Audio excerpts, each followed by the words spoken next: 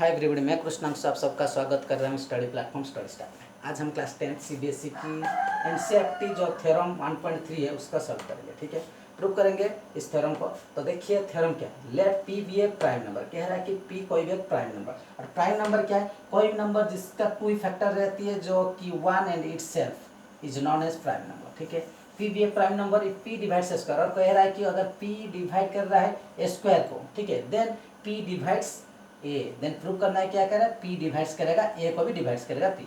अगर P divides कर रहा है स्क्वायर को तो पी भी डिवाइड करेगा ए को।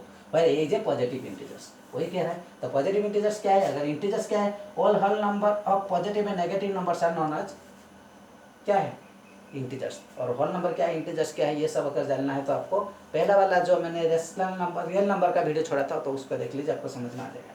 तो ये तो थ्योरम कह रहा है, तो थ्योरम आपको पहले समझ लीजिए, फिर किसे लिखना है आप लिख पाएंगे अपने कॉपी में। ठीक है, तो पहले समझिए। ठीक है, तो क्या कह रहा है थ्योरम पे। थ्योरम क्या कह रहा है कि अगर नंबर में पहले समझिए, अगर कोई भी नंबर, ठीक है ना, देखिए 9, अगर 9 एक है तो 9 को मैंने स्क्वायर मान लिया। ठीक है, और जो डिवाइड कर रहा है पी डिवाइड कर रहा है क्या है, प्राइम प्राइम प्राइम फैक्टर। और 9 का प्राइम फैक्टर क्या है, 3 × 3।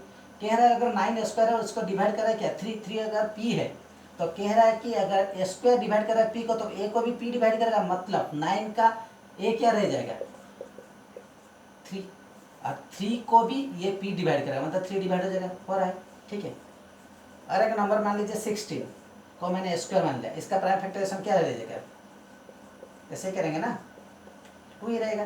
तो अगर 16 को 2 डिवाइड कर रहा है और 16 है स्क्वायर, 2 है क्या, पी।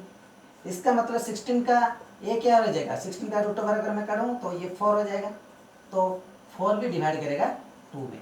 ठीक है, वही बात कह रहा है जिसको हम अब थ्योरी के माध्यम से समझेंगे। ठीक है, ये तो नंबर में आप समझे, अज्ञात नंबर के नंबर से कैसे सॉल्व करेंगे देखिए।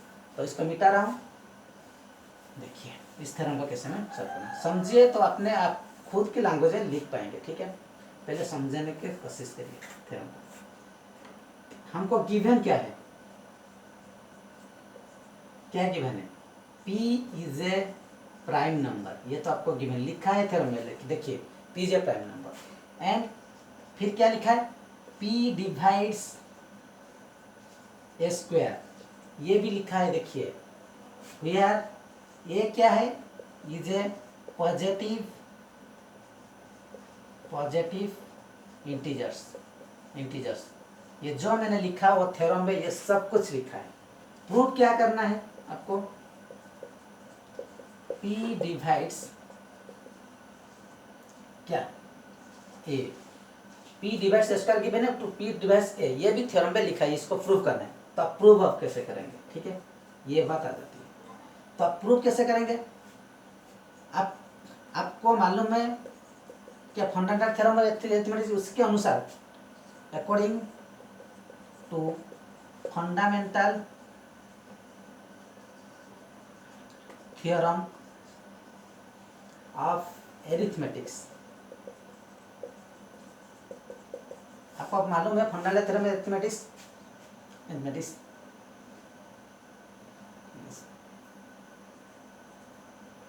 according to fundamental theorem of arithmetic, if a is a positive integers, it can be written in the factorization method. देखिए अगर a कोई भी पॉजिटिव इंटीजर्स है तो उसको हम कौन सी मेथड में लिख सकते हैं, फैक्टराइजेशन मेथड। वही मैंने लिखा, देखिए according to fundamental theorem of arithmetics, if a is a positive integers it can be written in factorization method. ठीक है, तो देखिए a का फैक्टराइजेशन हम क्या लेंगे, t तो नहीं लिख सकते हैं और कुछ नहीं लिख सकते, p अगर गिवन है तो p ही लेंगे। ठीक है, और कोई बाहर का नंबर नहीं लेंगे, जो थ्योरम पे गिवन है वही लेंगे। ठीक है, तो ये को हम क्या फैक्टराइजेशन लेंगे, p1 p2 up to pn। फिर किया हमको गिवन था p डिवाइड्स ए स्क्वायर। अगर p डिवाइड्स ए स्क्वायर है इसका मतलब क्या है, हमको ये नंबर को स्क्वायर करना पड़ेगा। ठीक है, स्क्वायरिंग करिए बोथ साइड। ठीक है, समझिए और अपने खुद के लैंग्वेज में लिखिए, बुक्स में लैंग्वेज में लिख पाएंगे तो लिखिए, कोई दिक्कत नहीं। मैं जैसे लिख रहा हूँ वैसे लिखिए, कोई दिक्कत नहीं। पहले समझिए, फिर जैसे लिखना है लिख लीजिए, ठीक है। स्क्वायरिंग करेंगे बहुत साइड तो क्या हो जाएगा, अगर स्क्वायर करेंगे इसको ए का डबल ही करेंगे, ए इंटू ए करेंगे ना, और इसको अगर एक है तो और एक डबल लिखेंगे, P1 इंटू सॉरी हाँ फैक्टराइजेशन है, सॉरी ये फैक्टराइजेशन, ठीक है, ये Pn और P1 into P2 up to Pn, ठीक है। और फिर लिखेंगे क्योंकि स्क्वायर किया है, P1 P2, ठीक है, फैक्टराइजेशन है, इंटू Pn, ठीक है। अगर मैं कहूँ कि इसको मैं इस प्रकार का लिख सकता हूँ, ए इंटू ए क्या है स्क्वायर, और इसको मैं होल स्क्वायर लिख सकता हूँ या direct square, P1 square P2 square Pn square, मैं डायरेक्ट लिख रहा हूँ। अगर आपको और एक स्टेप करना बढ़ाना है तो आपको पहले होल स्क्वायर करेंगे फिर लिखेंगे, ठीक है। मैं डायरेक्ट एक ही स्टेप में कर दे रहा हूँ, Pn square P2 square up to Pn square, ठीक है। मैंने एक ही लिख लिया, आप चाहते तो होल स्क्वायर लिख लेते फिर कर लेते, ठीक है। उसको मैंने ओमिट कर लिया उस स्टेप को, अगर आप चाहे तो लिख पाएंगे, कोई दिक्कत नहीं, ठीक है। अगर P1 square P2 square Pn square, ठीक है, हमको क्वेश्चन में क्या गिवन था कि P डिवाइड्स ए स्क्वायर, ये स्टेटमेंट में गिवन है, तो हम वही बात लिखेंगे, सिंस P डिवाइड्स, हमको प्रूव करना है ना, P डिवाइड्स ए स्क्वायर। अगर P डिवाइड्स ए स्क्वायर को P डिवाइड कर रहा है और ए स्क्वायर क्या है, ये सब है, इसका मतलब क्या है, P भी ये नंबर को डिवाइड करेगा। देखिए P अगर डिवाइड्स ए स्क्वायर को कर रहा है, ए स्क्वायर क्या है, ये है, इसका मतलब क्या है, सो P डिवाइड्स ये नंबर को स्क्वायर के प्लस में इसको लिख सकता हूँ, कहीं भूल नहीं होगा, ठीक है, गलती कोई तो नहीं होगा, लिख सकता हूँ मैं Pn स्क्वायर टू P2 की स्क्वायर टू Pn की स्क्वायर, ठीक। ये तो आपको समझ में आ गया होगा। अब देखिए क्वेश्चन में क्या था कि था, अब देखिए P divides P1 P2 square Pn square मैंने लिख दिया। अगर P डिवाइड कर रहा है ये सब नंबर को, ठीक है, मैं कहूँ अगर आपको, देखिए मैं अगर कहूँ कि 15 को मैंने क्या लिख सकता हूँ, प्राइम फैक्टराइजेशन 3 इंटू 5 लिख सकता हूँ, ठीक है, कोई गलती होगा क्या, नहीं होगा। अगर मैं इसको 3 इंटू 5 लिख लूँ, ठीक है, और मैं कहूँ P डिवाइड्स 3 एंड 5, इसका मतलब क्या है, अगर P 3 एंड 5 को डिवाइड कर रहा है, इसका मतलब P 3 हो सकता है या 5 हो सकता है, तभी तो 3 एंड 5 को डिवाइड करेगी, ठीक है। वही बात मैं अभी लिखूंगा, ठीक है, P divides P and P2, that means P is one of क्या है, Pn square P2 square Pn square, ठीक है, समझ में आ रहा है, ये बात हो गया, ठीक है। अब क्या करना है, देखिए P अगर इस नंबर का P अगर इस दोनों में एक नंबर है, ठीक है, तो क्या लिख सकते हैं, अब इसे स्क्वायर मत लिखिए, ठीक है, दैट मीन्स ये इस नंबर में हो जाएगा, स्क्वायर लिखने का कोई ज़रूरत नहीं।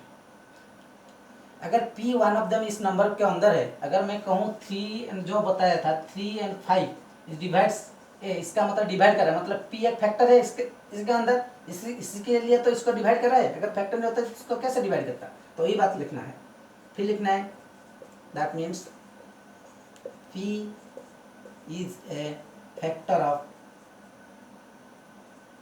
P1 P2 up to Pn, सही है ना,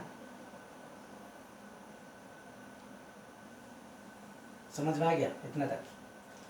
अब देखिए अगर P is a factor of P1 P2 Pn है, ठीक है, इसका मतलब क्या है, P डिवाइड्स में अब लिख सकता हूँ ये, मैंने क्यों लिखा P डिवाइड्स ए, देखिए P1 P2 P is a factor of A, that mean P is अब लिख सकता हूँ P डिवाइड्स ए, अगर लिखना चाहता और एक स्टेप लिख लीजिए, P divides P1 P2 up to Pn।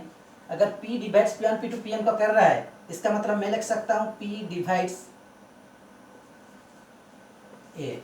क्यों लिख सकता हूँ P डिवाइड्स ए, क्योंकि मैंने जब फैक्टराइजेशन लिया था ए को क्या लिया था, P1 P2 Pn लिया था, ठीक है, तो मैं अब ये भी लिख सकता हूँ ना, P डिवाइड्स क्या कर रहा है, P डिवाइड्स ए को कर रहा है, तो ये जो ये है ना, ठीक है ना, ये इक्वल टू क्या है,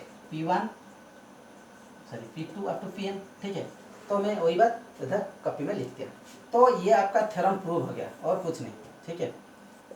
उम्मीद है आपको मैंने जो बताया समझ में आ गया होगा, अगर आया है तो लाइक शेयर एंड सब्सक्राइब कर दीजिए, थैंक यू।